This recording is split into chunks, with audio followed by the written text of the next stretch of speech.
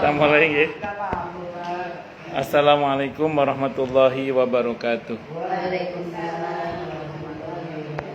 Bismillahirrahmanirrahim. Alhamdulillahirabbil alamin. Wa bihi nasta'inu ala umurid dunya waddin. Wassalatu wassalamu ala asyrafil anbiya'i wal mursalin. Sayyidina wa habibina wa syafi'ina wa qurrati a'yunina wa maulana Muhammadin wa ala alihi wa ashabihi wa dzurriyyatihi ajma'in, amma ba'du. Asyhadu an la ilaha illallah wa asyhadu anna Muhammadar Rasulullah wa ufawwidhu amri ilallah.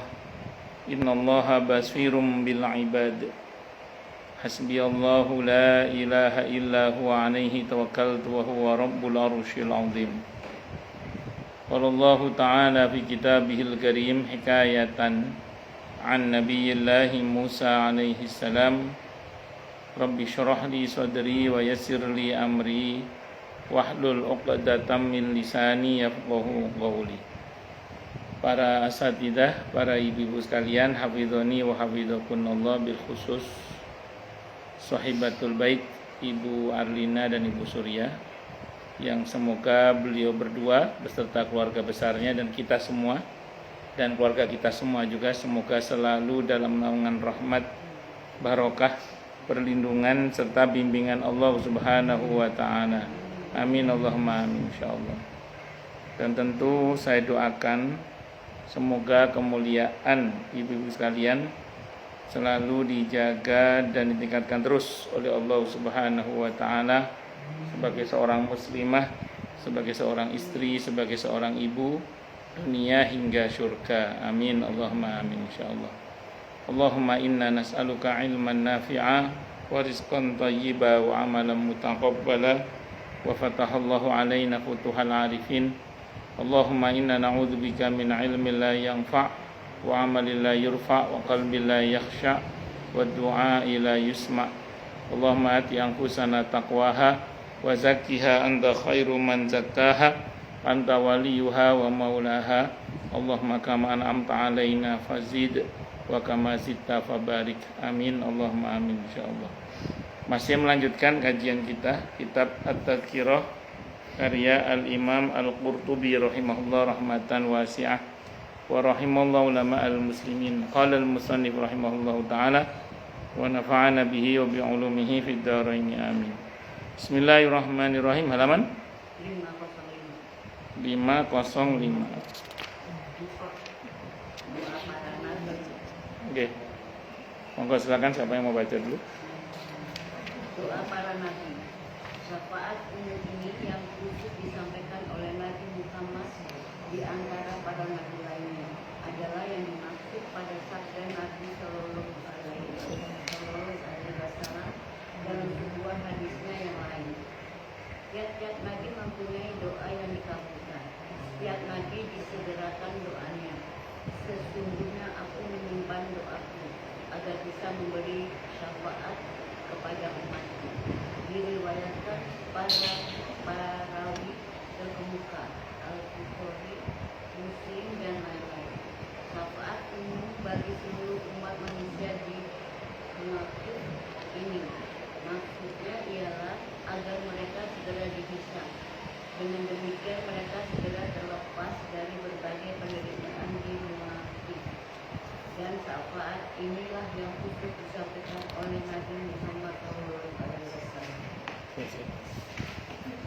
Adapun sabda beliau, aku berkata, ya Tuhanku, umatku adalah mencerminkan betapa perhatian beliau terhadap urusan umatnya dan menunjukkan betapa cinta dan kasih sayang beliau kepada mereka. Begitu pula sabda beliau, maka difirmankanlah, hai Muhammad, masukkan ke dalam surga dari umatmu orang-orang yang tidak dihisab. Itu menunjukkan bahwa beliau diterima syafaatnya agar segera diadakan hisab terhadap ahli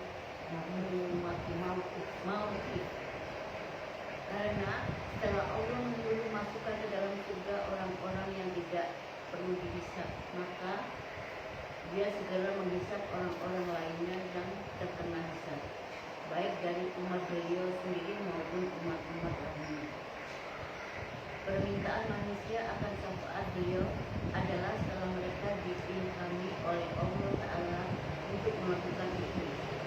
bertujuan menampakkan betapa tinggi kedudukan Nabi Muhammad SAW yang dikenal dengan makaman Mudah. pendudukan terpuji yang telah dijanjikan Allah akan diberikan kepadanya pada hari itu. Oleh karenanya, setiap Nabi berkata, aku tidak patut melakukannya, aku tidak patut melakukannya, hingga akhirnya sampailah permintaan syafaat itu kepada Nabi Muhammad. Maka beliau pun berkata, akulah yang patut melakukannya. Baik. Bismillahirrahmanirrahim. Sudah saya terangkan sebelumnya bahwa para nabi itu semuanya punya satu doa yang pasti dikabulkan oleh Allah, dan semuanya sudah diambil di dunia kecuali aku, kata Nabi. Dan sengaja beliau menangguhkan permintaannya di akhirat untuk ini diantaranya, supaya beliau diizinkan memberikan syafaat bahkan kepada seluruh umat manusia, karena beliau itu rahmatan lil alamin. Itu Nabi kita Muhammad SAW. Walaupun beliau tetap prioritasnya adalah ummati, ummati, ummati, umatku, umatku. Nabi itu dalam Al-Quran di surah At-Taubah ayat 128 itu Allah mensifati nabinya dengan harisun alaikum bil mu'minina raufur rahim. Nabi itu haris itu sangat kuat keinginannya agar umatnya masuk surga. Itu Nabi. Si Nabi itu sangat kuat keinginannya agar umatnya masuk surga. Itu Nabi itu. Makanya beliau pasti mahsyar nanti, pasti akhir nanti beliau mengatakan ummati, ummati, umatku, umatku. Dan Allah sudah janji juga. Kata Allah, wala saufa yu'tika rabbuka fatarudhu. Itu janji Allah. Wala saufa yu'tika rabbuka fatarudhu. Pasti Muhammad. Yang kamu inginkan pasti akan diberi oleh Allah sampai kamu merasa puas. Wala saufa yu'tika rabbuka fatarudhu. Itu janji Allah. Pasti Muhammad, pasti. Makanya umat Nabi Muhammad SAW itu pasti masuk surga. Cuman tidak dijamin selamat masuk neraka. Saya ulang ya. Semua umat Nabi Muhammad SAW itu pasti masuk surga. Pasti. Cuman tidak semuanya dijamin bebas dari api neraka. Artinya ada yang mampir. Makanya ada ulama yang mengatakan, silakan minta surga, tapi jangan lupa waqina adzabannar itu harus. Karena semua umat Nabi Muhammad SAW itu pasti masuk surga, tapi tidak semuanya selamat dari api neraka. Makanya doa waqina adzabannar atau Allahumma ajirna minan nar itu harus. Bahwa kita kemudian berharap kepada Allah masuk surga, iya. Tapi ketahuilah bahwa masuk surga itu semua umat Nabi Muhammad SAW itu pasti masuk surga. Yang lebih wajib dari sekedar minta surga adalah waqina adzabannar itu, atau Allahumma ajirni minan nar. Kenapa? Karena tidak semua umat Nabi selamat dari api neraka. Jadi yang mampir itu ada. Nah, makanya tadi dikatakan bahwa di yaumil hisab itu kan ada, saya sering sampaikan sini ada 3 macam. Yang kedua ini, yang 1-2 selamat, tapi yang ketiga celaka. Yang pertama itu bebas hisab, bebas adab, udah alamat selamat. Cuman kuotanya terbatas, hanya 70.000. Walaupun ada kemungkinan nambah kuota. Tapi yang kedua, ini hisab yang mudah, hisab tapi mudah. Ini juga masih selamat ini. Yang jangan sampai terjadi itu didesak atau diinterogasi dalam hisabnya. Yang famay ya'mal misqala dzarratin khairan yara, may ya'mal misqala dzarratin syarran yara. Ini alamat celaka yang ini. Nauzubillahi min syarri dzalik. Maka singkat kata singkat cerita, dari sini kita bisa mengambil pelajaran bagaimana mumpung kita masih di dunia ini, ya harapannya sih besar, harapannya kita terpilih yang bebas hisab, bebas adab tadi itu. Amin insyaallah. Mudah-mudahan. Ya selemah-lemahnya paling enggak kalaupun dihisab, semoga Allah hisab kita dengan hisab yang mudah. Amin. Allahumma amin insyaallah. Itu selemah-lemahnya. Nah, terus kemudian yang tidak kalah pentingnya lagi adalah bahwa satu-satunya nabi yang diberi SK oleh Allah untuk bisa mohon syafaat pada hari itu lebih kepada karena memang nabi itu dijanjikan oleh Allah maqamah mahmudah tadi itu. Kedudukan yang terpuji, yang mulia, yang itu hanya untuk Nabi kita Muhammad SAW, tidak untuk yang lainnya. Ini menunjukkan betapa beliau ini adalah Sayyidul Anbiya wal Mursalin, bahkan Sayyidul Khalaik. Jadi beliau itu sayyidnya, penghulunya para nabi dan rasul, bahkan sayyidnya seluruh makhluk. Kalau di hadis Sahih Muslim, Nabi bersabda, "Ana sayyidu waladi Adama wala fakhrali. Ana sayyidu waladi Adama yaumil qiyamati wala fakhrali." Aku ini sayyidnya, penghulunya anak cucu Adam pada hari kiamat, tapi aku tidak sombong, kata Nabi. Wala fakhrali, tapi aku tidak sombong, kata Nabi. Itu lebih kepada karena memang Nabi itu adalah hamba yang dipilih oleh Allah Subhanahu wa ta'ala, namanya Al-Mustafa. Makanya kan kalau sudah dipilih oleh Allah ya sudah. Nggak ada yang lain, nggak ada pilihan kecuali harus sesuai dengan apa yang Allah pilih. Dan yang dipilih adalah Nabi kita Muhammad sallallahu alaihi wasallam. Harapan kita semoga kita termasuk yang dipilih oleh Allah dari umat beliau yang masuk surga tanpa hisab, tanpa azab. Amin. Allahumma amin. Itu harapan kita kepada Allah. Pun, monggo lanjut silakan. Di samping itu, monggo siapa? Bu Mustaria. Bu anu, Putwi Nilyawati. Di samping itu Muslim pun meriwayatkan pula dari Qatadah dari Anas radhiyallahu anhu, dia berkata, sabda Rasulullah sallallahu alaihi wasallam, Allah akan mengumpulkan umat manusia pada hari kiamat, maka mereka mengalami kesusahan karenanya. Dalam satu riwayat, lalu mereka diilhami, maka mereka berkata, dapatkah kita meminta seseorang menyampaikan syafaat kepada Tuhan kita supaya dia melepaskan kita dari tempat ini? Rasul bersabda, maka mereka pun datang kepada Adam. Abu Hamid menyatakan jarak antara kedatangan mereka kepada Adam dan Nuh adalah 1000 tahun. Demikian pula antara kedatangan mereka kepada setiap nabi dengan nabi berikutnya, sampai akhirnya mereka datang kepada Nabi Muhammad SAW. Abu Hamid menyatakan pula bahwa di Mauqif manusia bertingkat-tingkat dan berbeda-beda kedudukannya, tergantung dosa masing-masing. Seperti orang yang enggan berzakat berbeda dengan penipu, pengkhianat dan seterusnya. Akan diterangkan lebih lanjut, ada pula segolongan lainnya yang kemaluannya membesar dan mengalir tanaman, sehingga tetangga-tetangganya merasa terganggu oleh bau busuknya. Dan segolongan lainnya disalik pada tiang-tiang api, dan yang lain-lain lidahnya menjulur sampai ke dada, membuat rupanya sangat buruk. Ketiganya secara berurutan adalah para penzina, para pelaku sodomi, dan para pendusta. Ada lagi perutnya membesar bagaikan gunung yang kokoh. Mereka adalah para pemakan riba, dan seterusnya. Setiap pelaku dosa di waktu itu ditampakkan keburukan dosanya. Demikian penjelasan Abu Hamid dalam Ulum al-Akhirah. Dia sebutkan pula pada akhir kitabnya itu bahwa para rasul dan nabi pada hari kiamat berada di atas panggung-panggung kehormatan. Para ulama berada di atas panggung-panggung yang lebih kecil. Besar kecilnya panggung bergantung pada kedudukan masing-masing. Para ulama yang mengamalkan ilmunya berada di atas kursi-kursi dari cahaya, sedang para syuhada dan orang-orang soleh lainnya seperti para pembaca Al-Quran dan muazzin, mereka berada di atas gundukan-gundukan kasturi.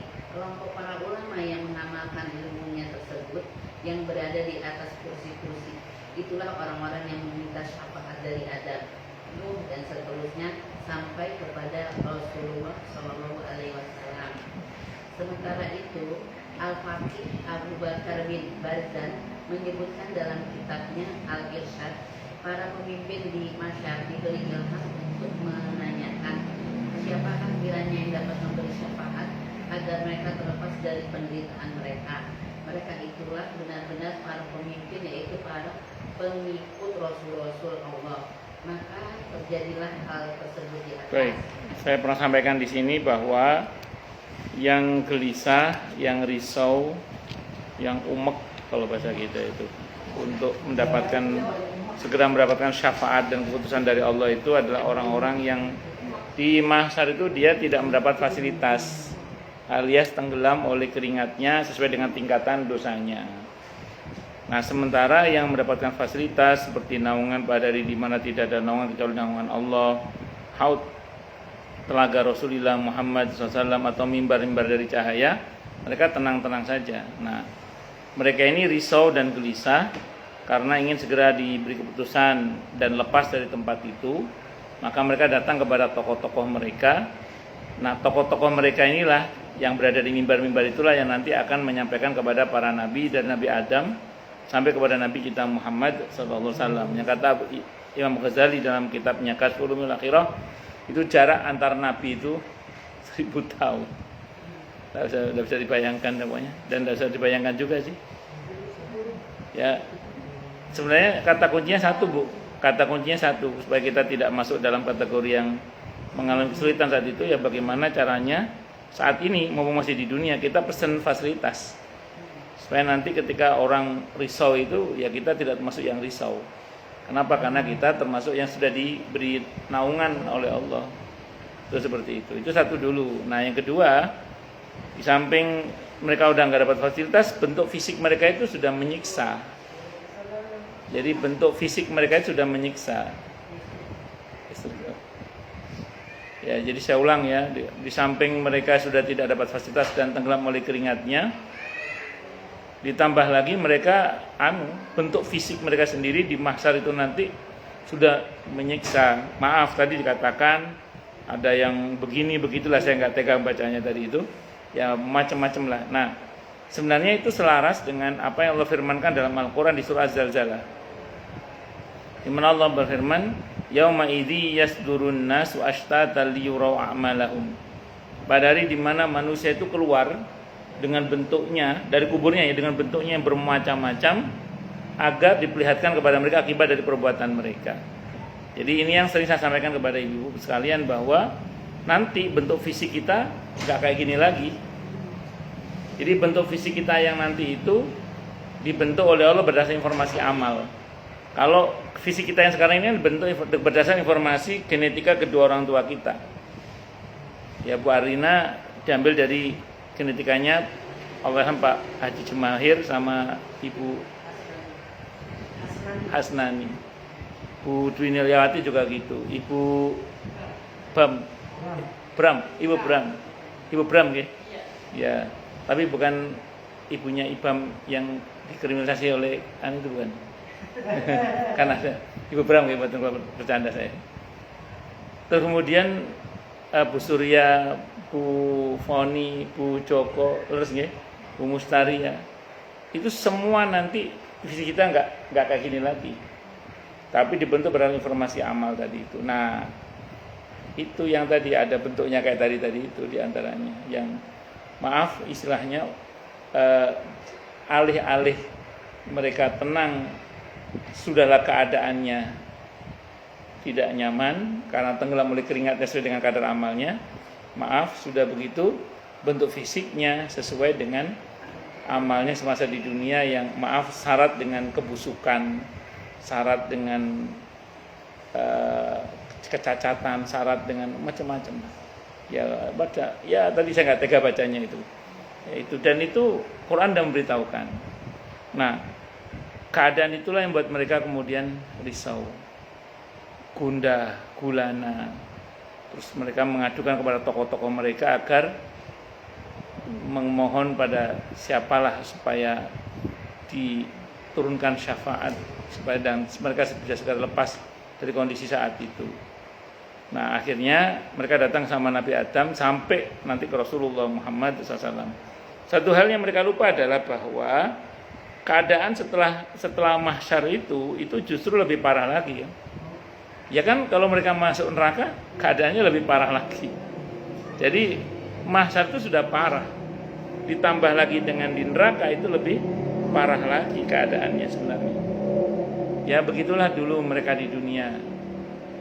mereka dihukum di akhirat, ya maka saya ulang, mumpung kita masih di dunia ini, monggo jangan sampai kita mengalami keadaan itu. Dan ini berita berdasarkan pada informasi baik dalam Al-Quran maupun sunnah Nabi kita Muhammad SAW. Dan ini pasti gitu. Dan ini pasti. Cuman pastinya itu kita berada di mana itu yang kita tidak tahu gitu. Apakah kita berada dalam posisi yang mendapatkan fasilitas atau yang dalam kesulitan tadi itu masalahnya. Nah, saya ulang nih, mumpung kita masih hidup, mumpung kita alhamdulillah masya Allah berkesempatan ngaji nih, tahu ilmunya, maka dari sekarang kita persiapkan untuk membeli fasilitas-fasilitas yang ada di mahsyar nanti, supaya kita tidak termasuk yang dalam kategori yang gundah gulana, yang risau itu. Dan ini sudah sering saya bahas mengenai tiketnya ya. Jadi kalau yang mendapatkan naungan pada hari di mana tidak ada naungan, ada 7 model orang itu. Kalau mendapatkan haud telaga Rasulullah Muhammad SAW itu orang yang rajin bersolawat dan yang mengikuti sunnah beliau sehingga diakui sebagai umat beliau. Terus kalau berkaitan dengan mimbar-mimbar dari cahaya, itu diantara adalah untuk orang-orang yang saling mencintai karena Allah, bertemu karena Allah dan berpisah juga karena Allah. Ustadz, kan kita pasti ada kurang-kurangnya, betul, pasti itu. Karena tidak ada yang sempurna. Namun kita bersyukur pada Allah, ada istighfar, ada sholawat, ada permohonan ampun, ada taubat dan macam-macamnya. Dengan itu insya Allah mudah-mudahan yang kurang-kurang dari kita itu ditutup oleh Allah Subhanahu wa Ta'ala. Jadi saya ulang ya, mumpung kita masih hidup, alhamdulillah kita ngaji, kita tahu ilmunya, kita mendapat informasi ini sehingga kita persiapkan semuanya. Saya kemarin mendapat pertanyaan dari seorang jamaah yang berkata begini, Ustadz, kalau kami orang tua udah ngaji, udah tahu, mungkin bisa lah Ustadz kita sampaikan ini kepada anak-anak kita. Mungkin bila kita bisa langsung mengamalkan. Tapi memahamkan kepada anak-anak muda zaman sekarang ini bagaimana Ustadz? Karena mengingat mereka itu kritis sekarang itu. Nah, karena ini kan perkara-perkara gaib ya. Maka saya sampaikan begini. Ya tidak bisa dipungkiri bahwa seringkali di tengah-tengah keluarga kita sendiri itu terjadi kesenjangan dalam hal informasi terkait dengan agama. Ya, fakta di lapangan ada yang orang tuanya rajin, anaknya tidak, istrinya rajin, suaminya tidak, dan macam-macam. Ini fakta di lapangan. Maka dalam hal ini ya kita harus menggunakan lisan mereka, maksudnya menggunakan bahasa yang mudah dimengerti. Ya mungkin kita tidak langsung mengatakan ayo kita harus bertawakal kepada Allah, kita mungkin tidak bisa langsung berkata begitu. Tapi paling tidak kita sentuh dari dimensi yang mungkin bisa kita sentuh dari mereka. Ayo kita berusaha, ayo kita berstrategi, ayo kita rencanakan semuanya. Tapi jangan lupakan Allah. Nah, itu kita taruh di belakang itu bukan apa-apa untuk supaya mereka akhirnya tersadar bahwa oh iya, bahwa semuanya ini ujung-ujungnya itu. Nah, dan begitu seterusnya. Ya tentu ini tidak semudah mengatakannya kadang. Apalagi kalau kita berhadapan dengan kenyataan, kan kadang kita mungkin sering dikejutkan oleh pertanyaan-pertanyaan kritis dari anak-anak kita sendiri misalnya. Tapi apapun itu namanya, karena ini soal keyakinan, maka tetap harus disampaikan walaupun dengan, saya ulang, dengan bahasa-bahasa yang mungkin tidak versi kita, tapi ya versi yang bisa dipahami oleh mereka, itu seperti itu. Ya masing-masing orang punya tantangan sendiri, sebagaimana saya juga punya tantangan saya sendiri itu seperti itu, untuk menjelaskan hal itu. Wallahu a'lam bishawab itu. Ya, apalagi anak Ibu Alina, wah cerdas-cerdas masya Allah. Kritis ya. Itu seperti itu. Nah, jadi ya begitulah kira-kira itu. Ya masing-masing kita punya tantangannya masing-masing lah. Dasar jauh-jauh lah, anak TK SD aja udah mulai kritis. Ya. Yang kita ngeri itu cuma satu aja sebenarnya. Ada orang Kemang 2 Bu, tidak sama saya. Dia bilang, anak saya itu Ustaz, karena kecewa sama Allah gara-gara doanya tidak kunjung dikabulkan, nggak sholat sekarang Ustaz, kelas 2 SMA. Ya, saya bilang sama dia gini, dia punya harapan apa? Nah, pertanyaannya adalah, sudahkah dia memataskan diri untuk mendapatkan apa yang dia harapkan itu? Kadang orangnya sukanya ngoreksi Allah, nggak mau koreksi diri sendiri. Ya, dan lagi pula Kalau mutung sama Allah ya rugi ya dia sendiri. Ya seperti itu. Nah kalau saya biasanya membangun dialog dengan anak-anak itu dengan mengatakan ini, jangan bodoh, jangan bodoh, jangan bodoh. Orang yang tidak sholat itu bukan cuma durhaka kepada Allah, dia bodoh. Ada banyak manfaat dari sholat tapi tidak dia ambil, apa namanya kalau bukan bodoh. Orang yang menyalahgunakan narkoba, penyalahgunaan narkoba atau free sex, saya bilang itu bukan cuma durhaka kepada Allah, dia bodoh. Kenapa ada banyak bahaya yang menganga tapi dia terjang? Itu apa namanya kalau bukan bodoh? Ya, tapi kadang ada sebagian anak studionya tidak mungkin, pasti tidak mungkin. Saya kadang agak kesel mengatakan, coba gigit hidung kamu, coba gigit hidung kamu. Ya tidak bisa. Artinya kita harus, inilah pentingnya kita untuk sadar diri dan rendah hati. Betapa sebenarnya kita ini sebagai makhluk itu syarat limitasi. Kita ini syarat dengan limitasi batas. Masing-masing disiplin ilmu itu punya pijakannya masing-masing. Cuma kalau kita bicara agama ya dasarnya adalah keyakinan tadi. Itu seperti itu. Dan kalau kita bicara keyakinan, maka satu hal yang perlu kita pahami adalah bahwa ada banyak hal yang panca indera kita itu tidak bisa menjangkaunya. Namun wahyu memberitahukannya. Nah, itulah pentingnya iman. Dan untuk beriman itu butuh kerendahan hati, sadar diri bahwa kita ini syarat dengan limitasi. Baru kita bisa beriman. Karena kalau kita bicara tentang Fir'aun, tentang Qarun, tentang Haman dan macam-macam yang mereka kafir itu kan ya karena mereka tidak mau menyadari keterbatasannya dan tidak mau rendah hati dikit aja gitu. Manusia itu kalau mau rendah hati dikit aja, dia sudah bisa beriman sebenarnya. Cuma karena keras kepalanya itu. Ya, tapi kepala memang mesti keras sih. Kalau kepala lembek nanti malah bahaya. Keras hatinya itulah yang mungkin kadang membuat orang itu susah untuk menerima kebenaran. Wallahu a'lam bishawab. Tapi saya ulang ya, informasi-informasi tentang mahsyar ini memang mesti kita beritahukan kepada diri kita, keluarga kita bahwa ini mesti kita persiapkan bersama-sama. Supaya nanti di mahsyar itu kita dirahmati oleh Allah Subhanahu wa taala. Karena hidup ini tidak hanya di dunia, tapi setelah dunia pun juga ada kehidupan. Karena dunia ini hanyalah fase yang kesekian dari alam yang kita tinggali. Setelah sebelumnya kita berada di alam rahim, setelah sebelumnya kita berada di alam azali. Maka kadang manusia itu lupa gitu aja, bahwa setelah ini pun kita selanjut ke alam berikutnya, namanya alam barzah. Oke, monggo silakan.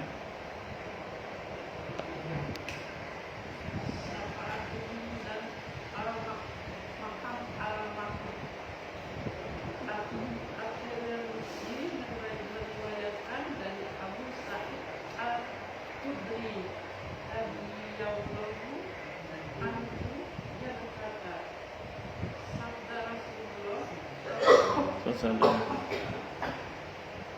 adalah pemuka anak cucu Adam pada hari kiamat, dan itu bukan sombong. Di tanganku ada bendera ini, dan itu bukan sombong. Tidak seorang nabi yang pada hari itu termasuk Adam dan lain-lainnya berada di bawah benderaku, dan aku adalah orang yang lama diregahkan bumi, bangkit dan kubur, dan itu bukan sombong. Sabda Rasul, pada waktu itu manusia mengalami 3 kali ketakutan, maka mereka datang kepada Adam lalu berkata, engkau adalah moyang kami, berilah kami syafaat kepada Tuhanmu. Jawab Adam, aku dulu telah melakukan suatu dosa yang mengakibatkan aku dihukumkan berdiri, dan lapar kalian kepadamu. Baik, saya terangkan dulu ya. Ini sudah kita baca sebelumnya hadisnya. Saya mau terangkan lagi bahwa ketika manusia itu mengalami ketakutan yang luar biasa, saat itu mereka datang kepada Nabi Adam. Tapi sebelum itu Nabi memberitahukan tadi bahwa nanti di akhir itu ada panji. Ada panji-panji, dan para nabi dan rasul termasuk Nabi Adam alaihissalam itu berada di bawah panji Nabi kita Muhammad SAW, karena beliau adalah Sayyidul Anbiya, bahkan Sayyidnya anak cucu Adam, anak Sayyidu waladi Adam wala fakhrali. Aku tidak sombong, kata Nabi. Bahkan dikatakan Nabi Adam pun berada di bawah panji beliau. Nah, ya jangan sampai kita berada di bawah panjinya iblis, gitu aja. Karena iblis juga punya panji, dalam satu riwayat yang lain dia punya panji. Dan yang pasti semua orang itu akan dimasukkan ke dalam surga maupun ke neraka itu dengan rombongan-rombongannya. Wasiqal ladina taqaw rabbahum ilal jannati zumara, wasiqal ladina kafaru ilal jahannama zumara.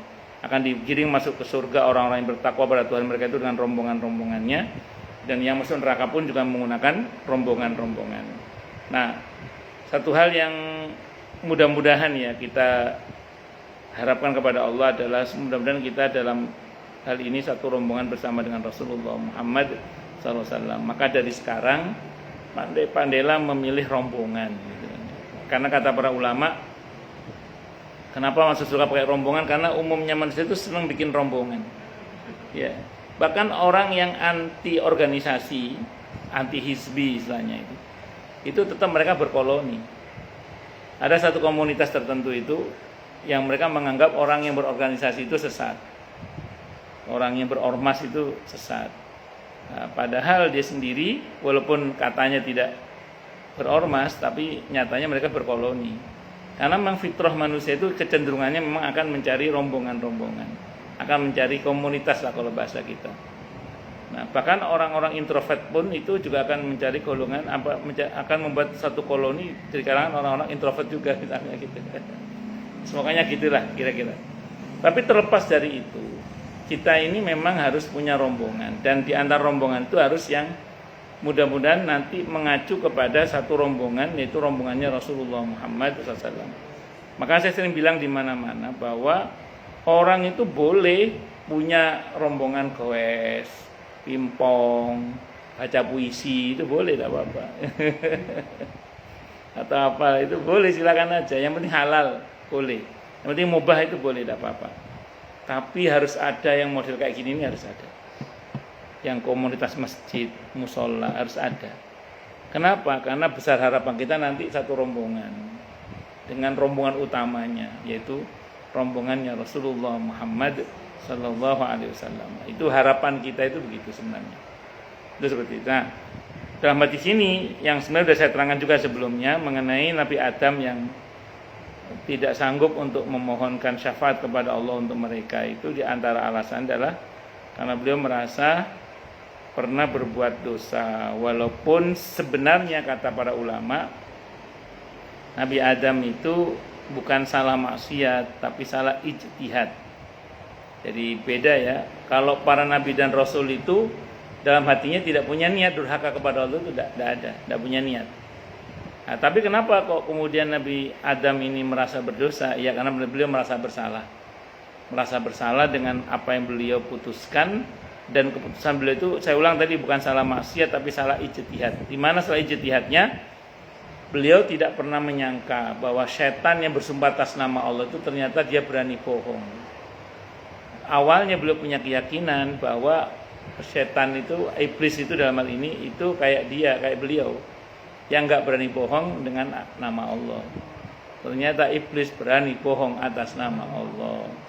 Itu yang sering saya sampaikan di sini, bahwa di antara kesalahan orang yang baik adalah menganggap semua orang baik kayak dia.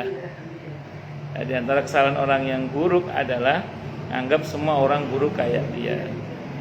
Hari Selasa malam Rabu kemarin itu saya ketemu dengan seorang jamaah yang dia cerita tentang anaknya yang ditipu.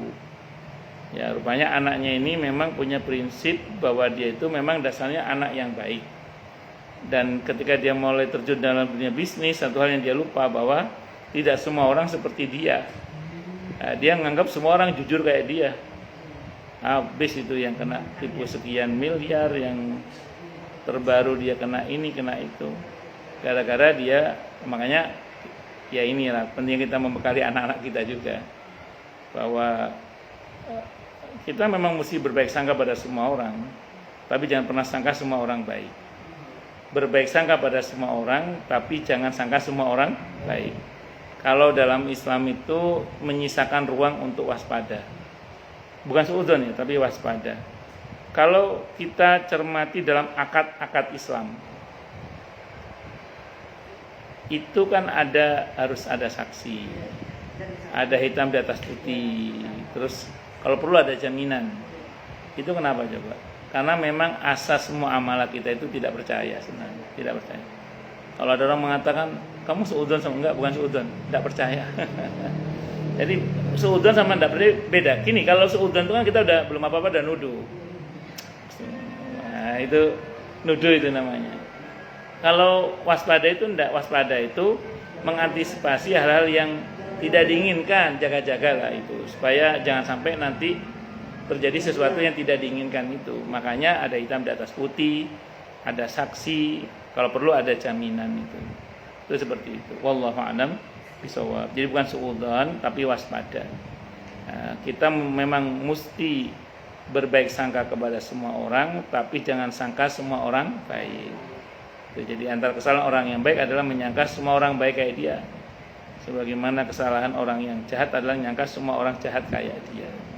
Wallahu a'lam bishawab. Nggih, monggo silakan lanjut.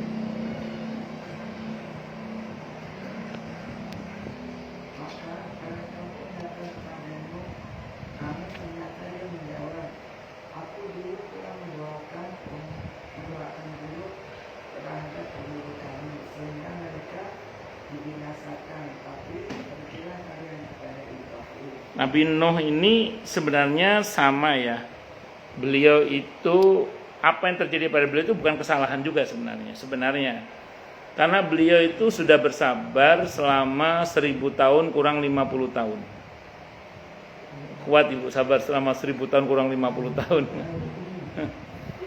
Beliau berdakwah selama itu hanya dapat pengikut kurang lebih 80 orang.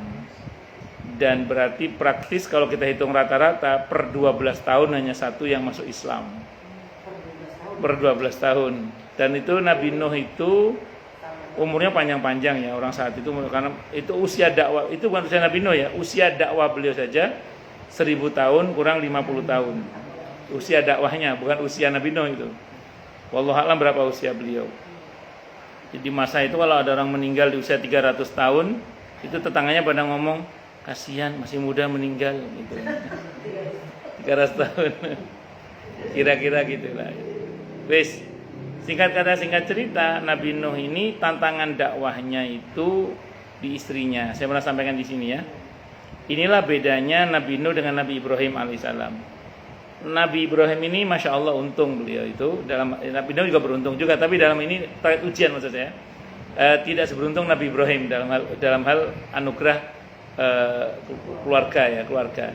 Jadi gini ceritanya itu, kalau Nabi Ibrahim itu kan bersama Siti Hajar alaihissalam itu juga terpisah kurang lebih 1500 km, karena Mekah dengan Palestina itu kurang lebih 1500 km.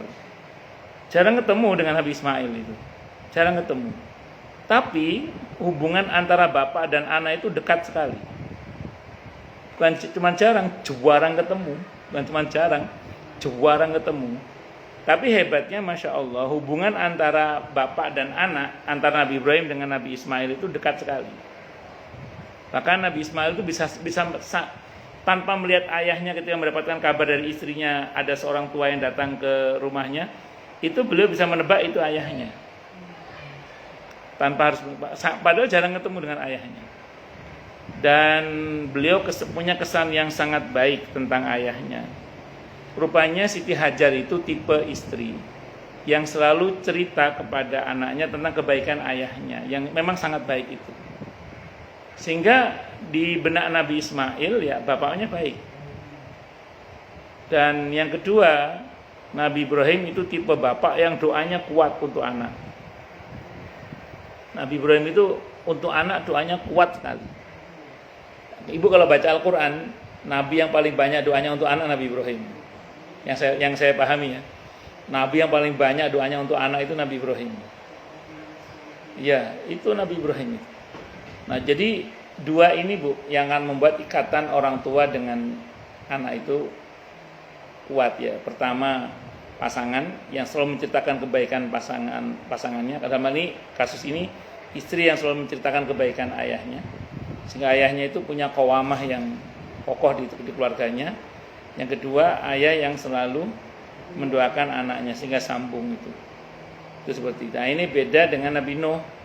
Nabi Nuh itu diuji oleh Allah dengan istri beliau, salah satu istri beliau yang kalau saya baca dalam tafsir Ibnu Katsir itu kalau Nabi Nuh mau berdakwah ke satu kaum, beliau kan ngomong sama istrinya. Itu istrinya pergi dulu ke kaum itu.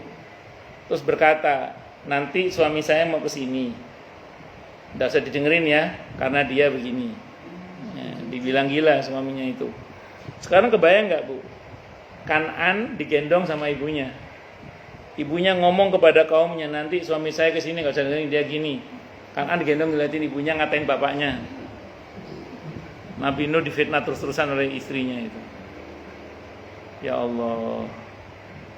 Itu akhirnya Kan'an jadi kafir itu, padahal tinggal bersama Nabi Nuh. Karena dikesankan buruk Nabi Nuh itu oleh ibunya sendiri. Dan Nabi Nuh itu dikhianati dakwanya oleh istrinya sendiri. Hal yang paling efektif menjatuhkan orang itu istri, Bu. Hal yang paling efektif. Berapa banyak pejabat dicopot dari jabatannya gara-gara ulah istrinya. Kan seperti itu ya. Allahu Akbar. Ada tokoh misalnya diundang di sebuah stasiun TV, dipuji-puji di TV itu. TV sebelah ngundang istrinya. Di sini dipuji-puji, kata istrinya sini. "Siapa? Suami saya." Wah, langsung jatuh itu. Makanya kan beberapa pejabat kan kalau mau nyalon atau apa kan mesti istrinya dipepet itu. Jangan sampai keluar kata-kata yang aneh-aneh. Karena kalau sudah istrinya bocor, ya udah keluar semua itu. Ya fakta di lapangan kan yang terjadi di Jawa Barat, bagaimana ya ketika istrinya mulai ngomong, udah jatuh. Iya. Beberapa pejabat publik begitu istrinya ngomong, jatuh sudah. Itu seperti makanya hati-hati mawon. Nah itu sekelas Nabi Nuh aja jebol juga itu. Nah Nabi Nuh itu sudah bersabar dengan ekstra sabar. Bahkan mungkin ultra sabar, saking sabarnya beliau itu. Karena sudah menahan sabar itu sampai 1000 tahun kurang 50 tahun. Nah sebagai manusia biasa, sampailah pada batas kemampuan beliau untuk menahan sabar itu hingga beliau pernah mendoakan seluruh umat manusia yang kafir mati seanak-anaknya, sejabang bayinya semuanya mati semua. Maka betul zaman Nabi Nuh semua yang kafir mati termasuk bayi-bayi dan anak-anak yang ada dalam perut orang yang kafir itu mati semua. Beliau merasa malu kepada Allah karena pernah berdoa seperti itu. Dan kita tahu dalam Al-Quran ketika beliau berdoa itu, beliau memang menyesal setelah itu. Kenapa menyesal? Karena begitu beliau berdoa, beliau baru ngeh bahwa ternyata putranya masuk dalam daftar yang kena azab itu. Itu yang beliau baru ngeh, dalam tanda kutip ya. Nah situ beliau menyesal. Tapi kata Allah, ya dia walaupun anakmu, tapi dia bukan dari keluargamu, karena amalnya tidak sesuai dengan amalannya Nabi Nuh alaihissalam. Ini saya ulang, Nabi Nuh tidak bersalah sebenarnya beliau merasa malu kepada Allah karena pernah ya tadi sudah walaupun setelah bersabar selama sekian tahun mendoakan kehancuran bagi orang-orang yang kafir tadi itu. Saya ulang, walaupun Nabi Nuh sebenarnya tidak salah, tapi beliau merasa malu kepada Allah Subhanahu wa taala. Oke, monggo silakan lanjut.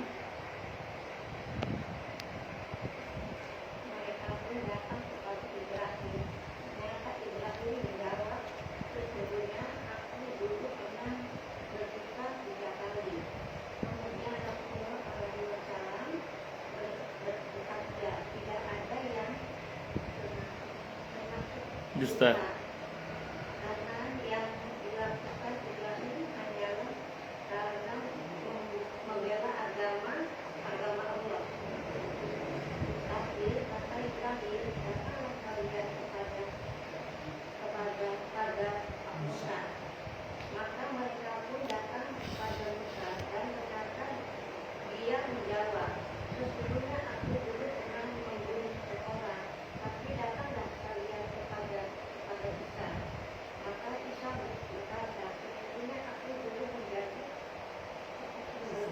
dasar kebenaran selain Allah. Tapi katalah kalian kepada Muhammad SAW, ketika mereka pun datang kepadaku, dan selanjutnya aku pun berangkat bertemu mereka. Kata itu Jat'an.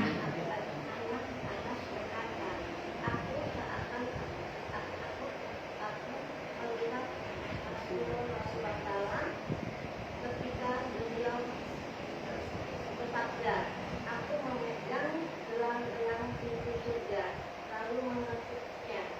Maka terdengarlah suara bertanya, siapa itu? Siapa itu? Siapa ini? Jawab Muhammad. Maka mereka membukakan pintu untukku dan menyambut kedatanganku seraya berkata, selamat datang. Maka aku pun bersujud kepada Allah, dan Allah pun kemudian mengeluarkan kepadaku suatu sanjungan dan pujian padanya. Maka dikatakanlah kepadaku, angkatlah kepalamu dan berkatalah, niscaya kamu diberi sampaikan syafaat. Syafa. Niscaya diterima syafaatmu, dan berdekalah niscaya Didengar. didengar bicaramu, dan itulah kiranya tentang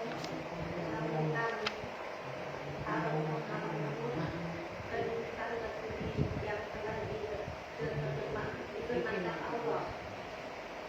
Maka mudah-mudahan Tuhanmu mengangkat kamu ke suatu kedudukan yang tertinggi.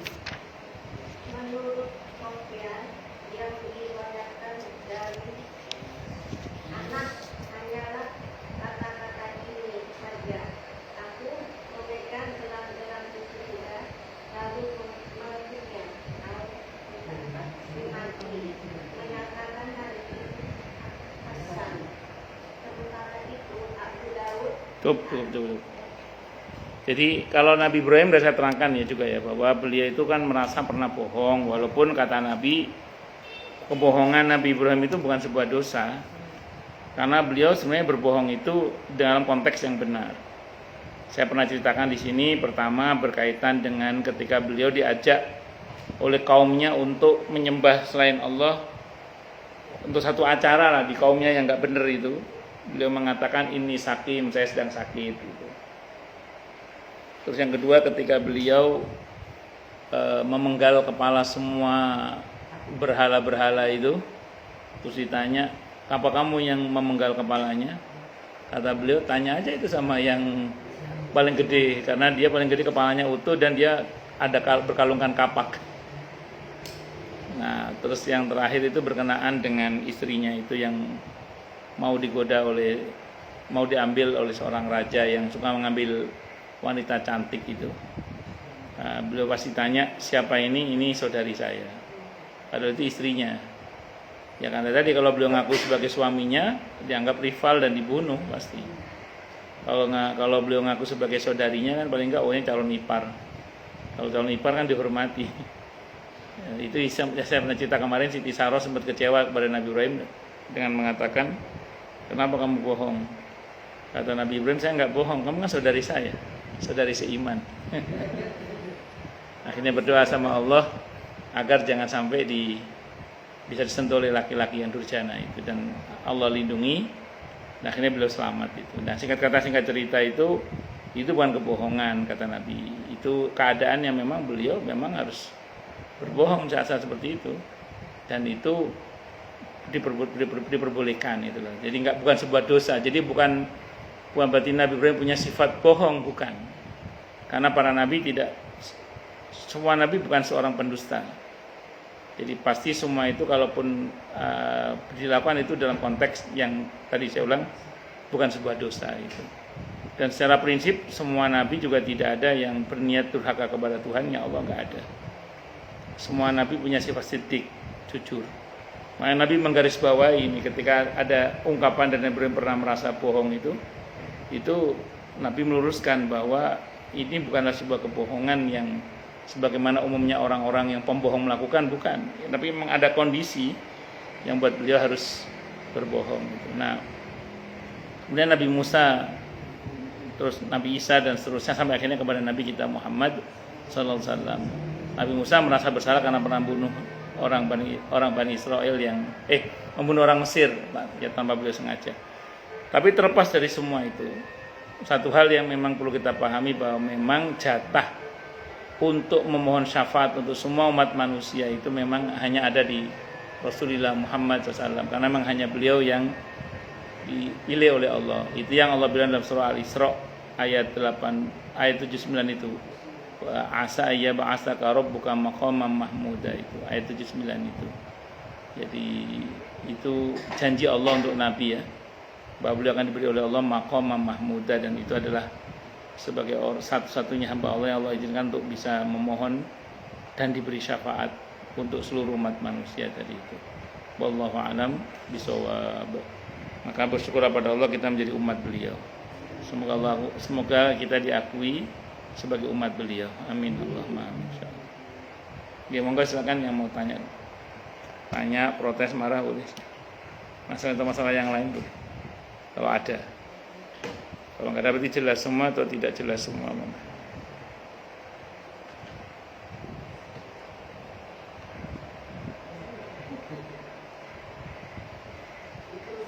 Nggih.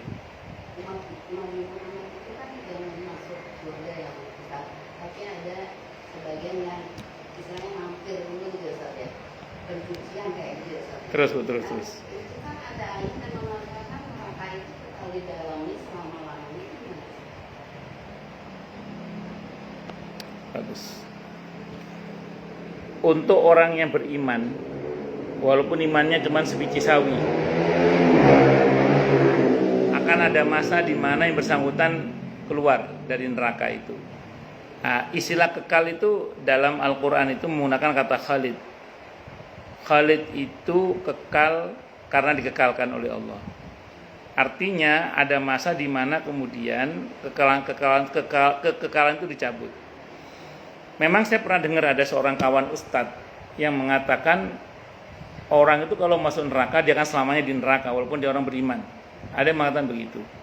Tapi statement itu berdasar pada ayat tadi yang ibu bilang itu, khalidina fiha, mereka kekal di dalamnya. Tapi tidak begitu yang Nabi jelaskan. Karena kita tahu bahwa yang paling paham Al-Quran adalah Nabi kita Muhammad SAW. Kalau kita baca surah An-Nahl ayat 44, Nabi itu satu-satunya manusia yang diberi SK oleh Allah untuk menjelaskan Al-Quran dengan baik dan benar. Nah, dan Nabi menjelaskan bahwa orang yang ada imannya dalam hatinya itu berkesempatan untuk masuk surga pada akhirnya, walaupun gosong terlebih dahulu.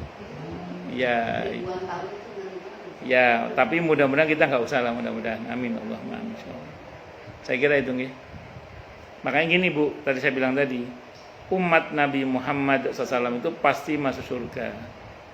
Tapi tidak semua umat Nabi Muhammad SAW itu dijamin bebas dari api neraka. Makanya fokus kita jangan cuma mohon surga, tapi mohonlah bebas siksa api neraka. Maka waqina adzabannar itu harus yang sungguh-sungguh. Termasuk Allahumma ajirni atau Allahumma ajirna minan nar, itu harus sungguh-sungguh. Ingatan nggih, wallahu a'lam bishawab. Termasuk yang orang munafik juga gitu. Kenapa? Termasuk orang munafik juga gitu, Mbak. Orang munafik itu bertingkat Bu Arlina. Ada orang munafik itu yang Allah nyatakan mati dalam keadaan kafir, seperti Abdullah bin Ubay bin Salul di surah At-Taubah 80. Tentu yang tahu isi hati orang itu manusia itu adalah Allah ya, dan Allah memberitahukan tentang Abdullah bin Ubay bin Salul itu memang mati kafir. Karena memang Abdullah bin Ubay bin Salul itu tipe munafiknya gini. Dia ini kan aslinya Yahudi. Dia aslinya memang orang kafir Madinah. Dia nggak mau beriman kepada Nabi kita Muhammad SAW. Mau konfrontasi nggak berani juga. Nah, tokoh-tokoh Yahudi mendatangi dia. Kata orang-orang Yahudi, udah kamu masuk Islam aja. Kalau saya nggak beriman sama Muhammad, pura-pura. Nanti ada kan pembusukan dari dalam. Jadi memang Abdullah bin Ubay bin Salul ini orang yang berimannya pura-pura. Makanya model munafik seperti ini sampai dikatakan kafir. Tapi ada model munafik itu yang fasik. Jadi fasik itu gini, dia beriman kepada Allah dan Rasulnya Muhammad SAW, cuman dia ada kelemahan-kelemahan dalam iman sehingga kadang dia culas kepada saudaranya seiman. Sehingga katanya KTP-nya Islam tapi kok mihak. Ya, sehingga gelarnya Yahudi pesek itu. Ya, itu kan aneh itu. Katanya Islam tapi kok mengolok-olok umat Islam, mengolok-olok agamanya sendiri. Sok toleransi. Karena ada orang itu seolah-olah dia paling toleransi padahal toleransi. Saya kira itu Ibu. Wallahu a'lam bishawab. Jadi orang munafik itu bertingkat. Kalau dia masih ada imannya, ya masih ada kemungkinan masuk surga. Cuman ya gitu tadi. Iya. Nauzubillah min syarri dzalik. Itu nanti kalau di kitab ini yang kita baca hadis tentang syafaat itu, yang paling terakhir masuk surga itu orang yang hatinya gelap, legam, tanpa ada kebaikan sama sekali, kecuali satu titik. Itu satu titik putih dan itu la ilaha illallah. Cuma satu titik itu aja. Itu yang terakhir masuk surga itu. Terakhir keluar dari neraka, terakhir masuk surga. Artinya gelap, legam, tidak punya kebaikan sama sekali kecuali satu titik itu aja, la ilaha illallah. Itu masih selamat itu. Tapi ya gitu udah kosong. Iya. Dan surganya paling sempit itu kan surga paling sempit ya kan. Dunia kali 10, bumi kali 10. Paling sempit. Bumi kali 10.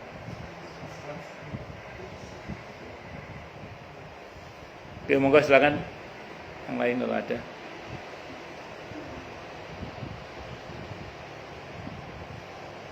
Jelas semua. Atau tidak jelas semua.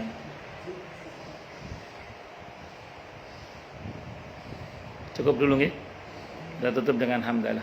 Alhamdulillahirabbil alamin. Semoga kajian kita bisa bermanfaat, mubarakah fid dini wa dunya wal akhirah untuk kita, keluarga kita dan seluruh umat Islam semuanya. Dan mudah-mudahan kita semua dijadikan oleh Allah sebagai orang-orang yang sukses dunia akhirat, selamat dunia akhirat, bahagia dunia akhirat, dan dipermudah urusan kita oleh Allah fid dini wa dunya wal akhirah. Semoga Allah limpahkan hidayah selalu untuk kita. Semoga Allah tingkatkan selalu hidayah untuk kita. Dan semoga Allah berikan hidayah untuk siapapun yang melihat kita.